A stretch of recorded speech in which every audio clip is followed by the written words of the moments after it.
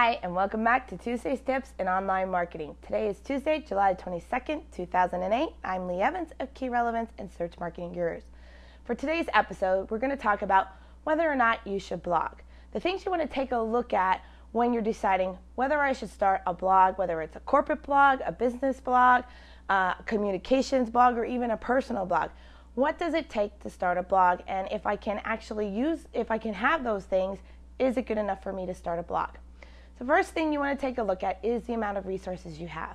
The amount of resources just doesn't mean the number of employees you have or the number of people dedicated to writing a blog, but those people also have to be involved in the community. They have to monitor your comments, they have to monitor your trackbacks, they have to go out and read in the community and be a participant in it, and that all takes time and resources, so you need to plan for those. And being a part of the blogosphere, you need to understand who's linking to you, who you're giving links to, and who you're giving props to. All that kind of stuff definitely takes time and needs to be allotted for in your resource count. So if you have enough resources that way, it's probably a positive that you want to take a look at starting a blog. One of the other things you want to take a look at with looking at whether you want to start a blog or not is if you can be timely and fresh with your information. Do you have to go through legal every time you write a blog post? If so, is that going to hold up all the information that you have, and is its information going to go stale? Or is your information 3 weeks old every time that you're putting it out? If it's not timely and fresh, you're not going to get the interested viewers coming out to your blog and also coming out and seeing your blog every day or every week or every month. You know, those types of things also affect the timeliness and the freshness of your blog.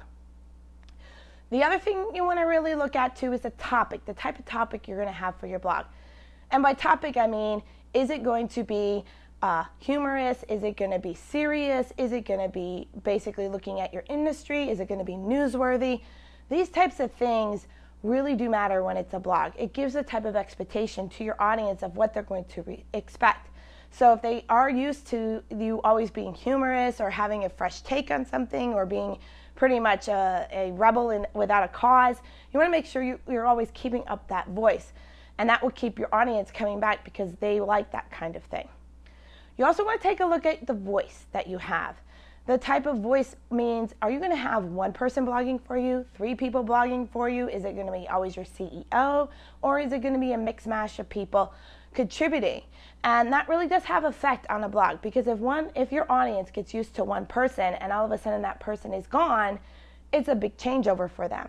So you want to make sure you're planning out before you actually start your blog how many people are blogging for you and what type of voice you're going to have.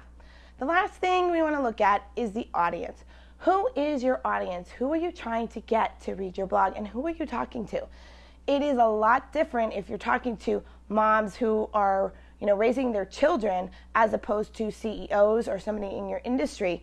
That gives you a way to understand what kind of voice you have, but it's also a way that you understand what kind of things you're writing for. So those are your tips on why I should blog or why I shouldn't blog. For Tuesday's Tips in Online Marketing, I'm Liana Evans of Search Marketing Gurus and Key Relevance, and as always, you can find a transcript of this video at searchmarketinggurus.com. Stop back next week. We'll have another edition for you.